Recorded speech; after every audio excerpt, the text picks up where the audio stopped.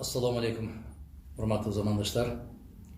Бүгүнкү аргасыздан болуп аткан кайрылуу бул эч кимге эмес. Мүмкүн бул кайрылуу ар бир адамдын жан дүйнөсүнө, ар бир адамдын жүрөгүнө. Мен 2-3 күндөн бери кайра ушул Оренбург областында Россия-Казакстан чегарасынын алдында калган Бузулукта же Сол Илецкиде калып калган кыргыз боордошторума жооп берүү иретинде кайрылууга мажбур болуп атам. Билесиздерби, өткөндө Казак Республикасынын туңгуч президентине кайрылганда бул маселе Кудайга шүгүр, дагы бир жолу ыраазычылык билдирем. Казакстан тарабынан жакшы чечилди эле. Дагы бир жолу рахмат айтам. Дагы кайрылып атасыздар, бир кайрылып көрсөңүз дегендей болуп. Билесиздерби, эл аралык мамиледе кандайдыр бир стандарттар бар. Биз ошол стандарттарга баш ийишибиз керек. Баягы бейин сапка кашык салсаң 5 алат дегендей болуп, кайра кайрылуу менимче туура эмес болуп калат. Мени өкүндүргөн ал жагдай эмес, өкүндүргөнү кыргыз бийлигинин жагдайы. Кечээ жогорку кеңеште жаңы өкмөттү курадык деп аябагандай каттуу кубанычка батышып тарап кетишти. Ушунча мезгилден бери жогорку кеңеште бир эл үчүн күйөбүз деген партиянын же депутаттын ушул маселени көтөрбөгөндүгү абдан катуу таң калтырды. Мен ойлогонмун, мүмкүн соңку күнү көтөрүп Тышкы иштер министрлигине, өзгөчө кырдаалдар министрлигине, тийиштүү министрлик ведомстволорго тийиштүү тапшырмаларды берип, жок дегенде токтом кабыл алат го деген ишенимим бар эле. Анан ошол жыйынга өлкө башчысы катышат дегенде, мүмкүн бул сөз, бул маселе Жээнбековдун оозунан чыгат го деген да үмүтүм бар эле. Бирок тилекке каршы андай сөз чыккан жок. Биз өткөндө кайрылсак айтпадык эле. Биз чечтик аны деп. Мына бир айга жакындап баратат. Эмне тоскоол болуп атат? Кантип уктап атасыңар? Кантип ушул маселени көрбөй атасыздар? Эмнеге ошол жерде сыздап аткан энелердин, сыздап аткан жаш жигиттердин, балдардын үнүн укпай атасыздар? Мен аргасыздан чыгып атам. Мен муну менен кыргыз бийлигине кайрылып аткан жокмун. Кыргызстандын элине да кайрылып аткан жокмун. Мен туңгуюкка кайрылып атам. Мен билбейм, түшүнбөйм, кандай деп жооп беришимди билбей калдым. Эмне деп жооп беришим керек?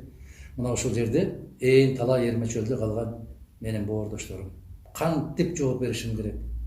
Абдан катуу кыйналып атам. Жанагы жаны ооруп аткан бала жалдырап дайым энесин карайт. Энесинин колунан эч нерсе келбейт. Эмне кыларын билбей, күйпөлөктөп ары бери баягы чөлдө калганда Исмаил алейхисаламга суу таппай, ары бери чуркаган Хажар эненин образын жараткандай болуп атам мен. Сафага бир чуркайсың, Марвага бир чуркайсың, эч ким көрүнбөйт, эч нерсе табылбайт. Аллахтын гана жардамын күткөн абалда отуруп калып атам. Кудай күч кубат берсин. Башка аргабыз жок. Үмүт кылар бийлигибиз жок. Үмүт кылар жетекчилерибиз жок. Бир гана кайрыларым Аллах мээримин төккөн болсун. Ар кандай жамандыктардан сактап турган болсун.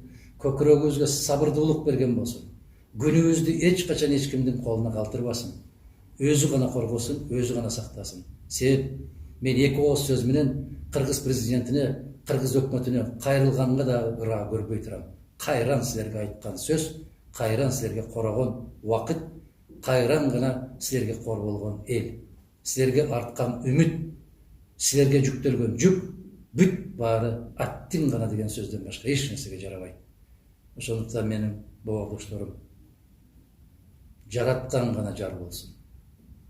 Инсап берсин, сабырдуулук берсин. Эч кимге кор болуп ыйлатпасын. Башка аргам жок. Мына менин бүтүндөй жан дүйнөмдүн түтөгөндүгү, жан дүйнөмдүн сыздагандыгы, жанчылып, эт туурагычтан чыгып аткандай болгон абалымды түшүнүңүздөр. Көздөн жаш чыкпаган менен көөдөмдөн жаш чыгып, ушунчалык мукурадыкпы биз? Эмнеге ушул боордош мамлекетке бир телефон чалып, бир кичинекей коридор түзүп, өз элин алып чыгып кеткенге эмнеге жарабайт? Ушунчалык кемчөнтой болду. Ушунчалык боору жок, ушунчалык кайдыгер, ушунчалык таш боордукка кептелдикпи? Жараткан жар болсун, күч берсин. Жакшылыктан үмүт кылалы. Бирок Бул бийликтен менин үмүтүм жок.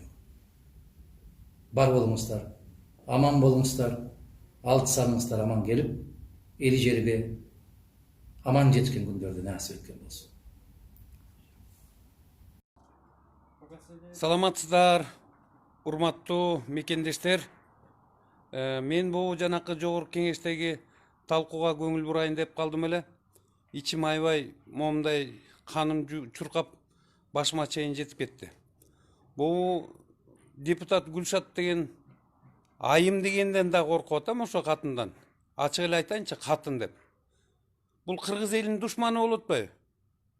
Ушу же кыргызча билбесе, кантип алган, кайсы партия алган буну? Бир ойлонбойсуңар ботом, кайсы келесе ошондой катынды ошол жака апарып таштап койгон. Кыргызга душман коюп атса ошончо башкалар бар көтөрүп колун. Ошол жанакы проектти алып атат да. Сөздүн эркини болот да ботом. Өзүнүн ой пикирин айтат элдер. Момундай кылыш керек, тигиндей кылыш керек. Эчтеке сүйлөбөйт, өзүнчө эле кыйын. Акчасы толтура экен. Ошол жака барып отурду. Кыргыз элине залакас тийди. Эгер кыргызча билбесе, кыргыздын тарыхын билбесе, санжырасын, салтын, наркын, насилин, үрп адатын билбеген катындарды эмне кыласыңар ошол жака апарып? Бул жүрөккө ооруп атат момундай катындарды көргөн сайын.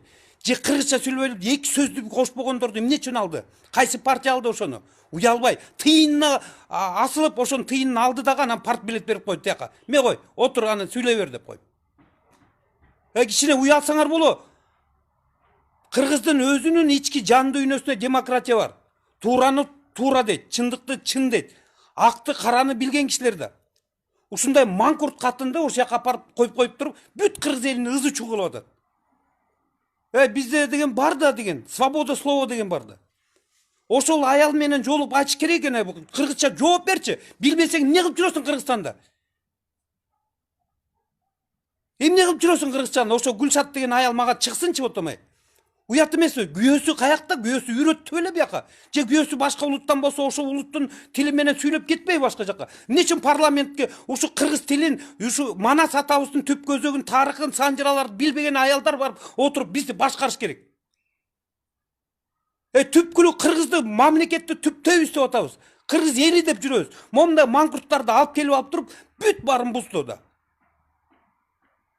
Карачы, парламентте 5-6 эле киши элдин камын коргоп ошол жерде жанталашып атат. Калганы отурат, дудуктай болуп отурат да, колдорун көтөрүп коюп ошону алыш керек деп. Бул уят нерсе деп отом. Жана Гүлшат деген аял каяктан келген көрбөптүрбүз деп отом. Бир суроонун бирөөсү айтса кайсы айтып, бул күйөөсүн месин чагып бүткөн болсо керек, та деп берип. Кетсин, ошондой мокочолордон арыла алгай отом. Кыргызстан тазалансын. Жаңы жаш улан кыргыздар келсин, жаш канча деген акылдуу жигиттерибиз, кыздарыбыз бар. Ошолор турсун, кыргыздын, биздин элибиздин камын көргөн гана, таза, эр жүрөктүү, тайманбастан кыргызды даңазалап, кыргыз улутум, Манас атабыздын урпактарыбыз деп, ошолорду даңазалабайбы? Каяктагы мокочолордун баары үйүлүп алган дагы ошол жерде жүрөт дагы эле, кыргызга залака тийгизип. Кыргыз элим айткылачы ошону, кетсинби, көчүп кетсин, каяка көчсө ошол жака көчсүн. Мен бул аялды сөккөн жокмун, бирок чын ички дүйнөмдөгү өзүмдүн пикиримди айтып атам. Келип тиякта турат, орусчадан башка эчтекени билбейт экен.